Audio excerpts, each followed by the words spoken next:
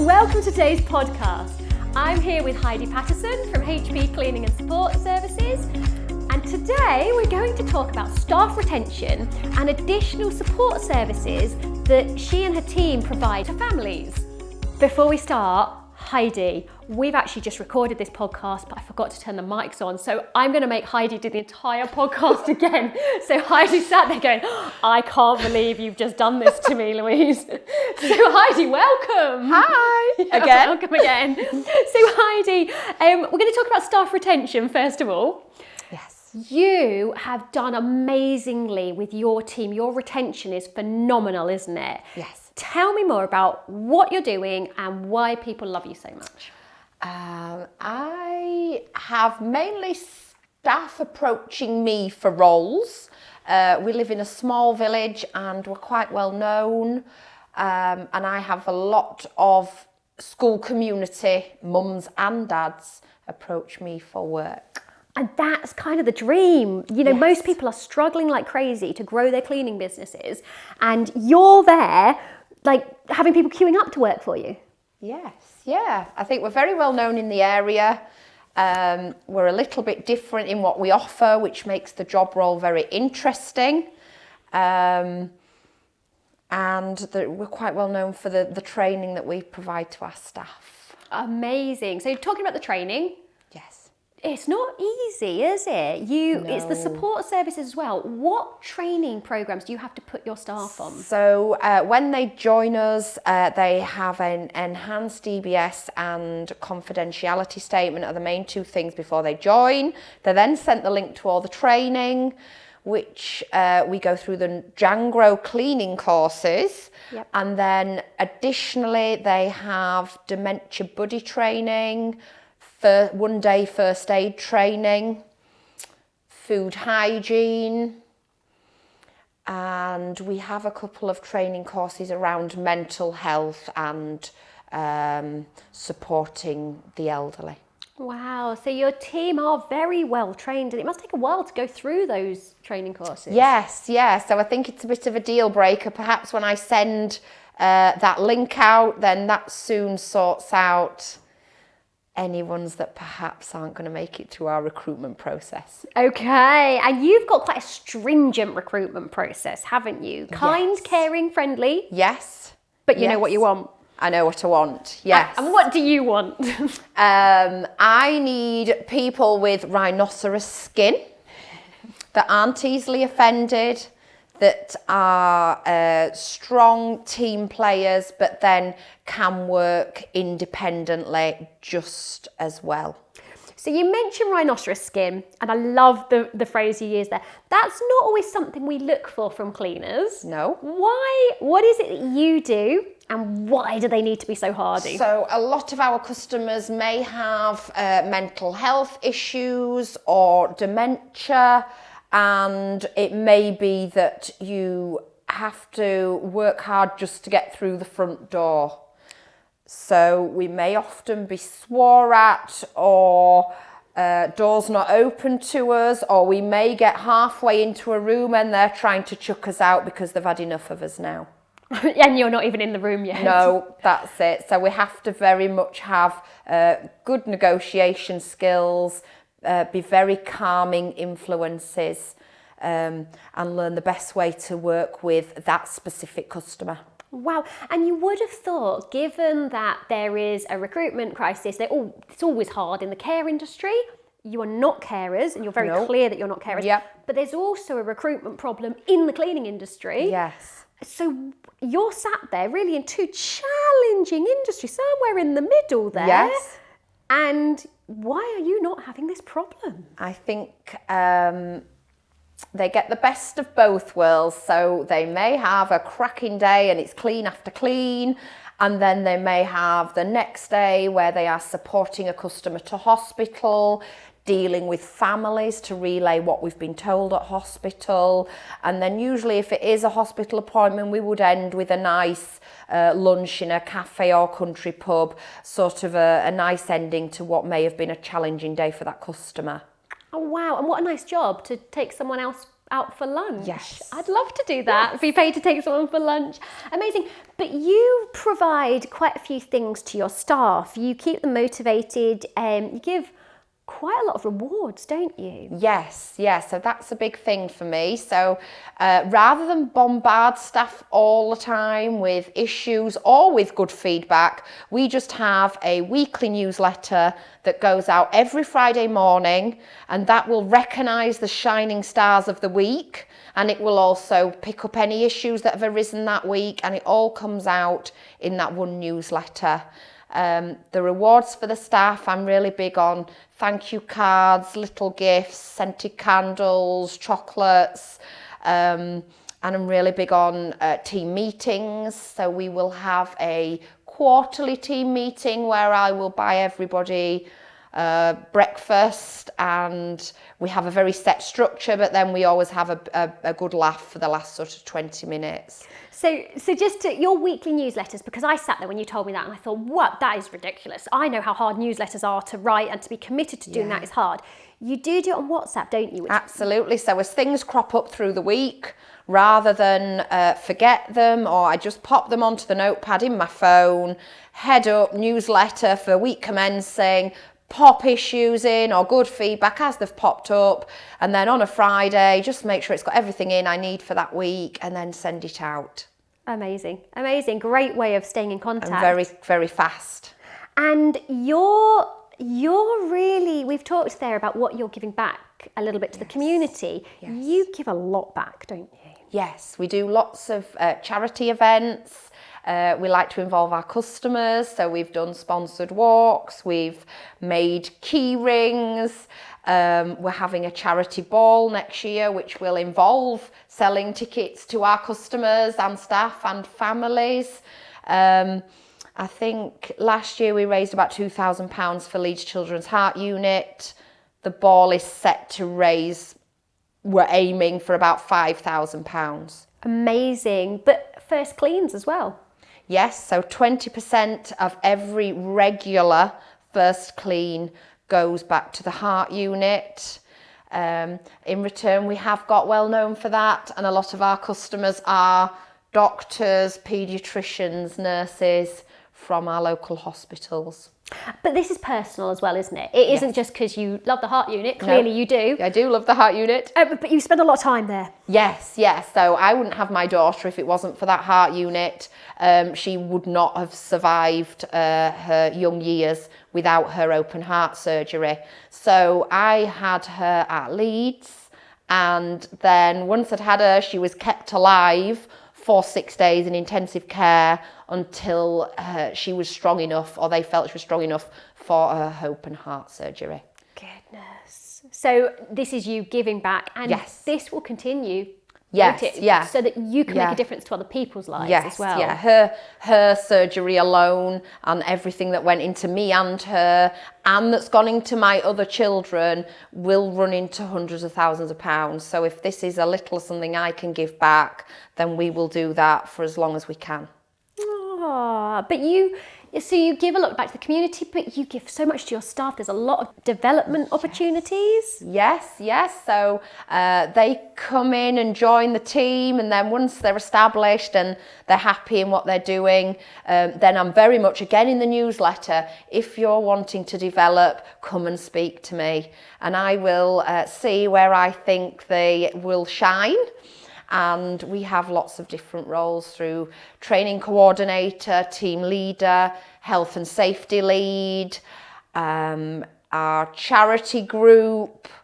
But this is double-edged. You're giving it to them, but you also describe it as I delegate. Yeah, I'm delegating, and they're getting a chance to shine, and they're loving it. And likewise, if they don't want to do it, and I do have them where they're just happy doing their job, and that's fine. That's amazing. And your job, now this is where it gets really interesting, because you are not an average cleaning company. We've started off discussing this. Tell me, what do you actually provide in addition to cleaning? So we work for a lot of busy professional families. So we may be ironing school uniforms, preparing food, unpacking shopping. That would be in a busy household, perhaps. Want to work for me? Perhaps, yes. I need you. Yes, we'll move nearer. We'll move Go on, nearer. go on. You do other things. Yeah, so that may be for a busy professional husband and wife doctor team, and then likewise we work for a lot of vulnerable clients that are still in their own home, living independently, however need that extra support to make sure that they have got the right food in the fridge on Friday to see them through the weekend, because we're not then going to see them till Monday. Right, and you build some really good relationships, don't you? Some quite unusual relationships. Yeah. I say unusual to me. They need you. You're amazing. Tell me, what do you do? What do I do? So we have a lot of families, sons, daughters that may live abroad. So we'd be the main point of contact for that person in this country. And you deal with dementia, Alzheimer's, don't you? Yes. Which can be challenging. Yes. And their family adore you, don't they? Yeah, we do our best. You don't want to be too arrogant. We do our best. No, I don't want to be too arrogant, but they have to be the right fit for us as well. So I wouldn't necessarily take on every customer, and I won't bite off more than I know we can do. So I'm very specific that I know we can deliver the service that customer needs. And if I go and it's not a service we can deliver, then I will signpost them to who I think would be a good fit. Perfect. And you're pretty well known in the village for doing this, aren't you? Yes. Yeah. And you don't just get calls from customers. No. I believe you get calls from the local pub, don't you? Yes. Yeah. So we've got some customers that may still live alone and like to go to the village pub for a pint or 10. And then we may get a concerned call from the barmaid that they have one of our customers in there and they're concerned how he will get home. He may have also made a mess in the pub. So it's a bit of a double-edged sword that we would go and sort out whatever needs sorting out, because it's not the fault of the pub. So we would go sort the pub so that that customer can continue to use that pub and have that service. And that's what you want. You want them to be integrated in the community. Yes. But the reality is, if they've had an accident on the pub floor, They could be barred. Yeah. Whereas if they know that they can call you and you're going to come sort it Absolutely, out. all sorted. And then we obviously would make sure that person got home safely. Do you know, and that is a dream service, because I know that I've got elderly relatives that you would love someone to just sort out these kind of problems. Go, please keep her happy. That's all we want, and keep everyone happy around her. Yeah, absolutely. Perfect. And you do quite a few other things as well, don't you? You are very involved in the community. Yes. The school is the hub of your community, and you tell us about the playground. Well, not the playground, you in the playground more specifically. So I have a lot of school mums working for me, and we would all meet together. Obviously, we're all there at the same time wearing our uniforms, and we are like a little group. But I'm very firm from the beginning that we don't discuss our customers at playground. So we all have confidentiality statements, and so we're well known for having the banter, but it's always really with each other. We wouldn't discuss our day in the playground, but then a lot of people would come to us to ask questions, perhaps about benefits or support for an elderly relative. So you're the go-to place. Now you do some interesting team building with your team. When you told me, I was like, team building? Is this team building? You like to do a good event on a Saturday, don't you? Yeah. So we do hoarders cleans mainly for social services, or somebody that perhaps is in hospital and cannot come home till their house has been gutted. We don't have any room for those Monday to Friday. So we do them as a team event, all 13 of us, usually on a Saturday morning. Usually only 2 or 3 hours, because there's so many of us, we're in and out. And I use that, as a team building event. And I've done my fair share of hoarders cleans. And again, it's people that maybe need to be discharged from hospital and they can't come home until the house is suitable. They can be challenging, can't they? But you know, if you're the kind of person that loves it, Yes. it's a fun day out. Absolutely, yes. And we know people love it because you see TV programme after TV programme. Yeah. We get to live that life. Yes, yeah, absolutely. So the end result is that person gets to come back through their door to a house that they can live in, and clean bedding and clean clothing and food in the fridge. And they may not have had that for 5-10 years. No, absolutely not. No. And that's what we need, someone who cares. Absolutely. And this is what, when I was talking to you about this podcast, I know that the real reason that people work for you is because your personality, I did say it was kind of infectious. It's not coronavirus, it's not infectious, but it's addictive. Being around you, you are so positive, that energy, it invigorates everyone around you. Even tonight, I was like, do we have to do a podcast? I'm tired. And I was like, come on, Heidi, Yes, we you can do this. Yes, you we can do it. But people really love being around you, and that makes a difference to your team, to your community. That really seems to be what sets you guys apart.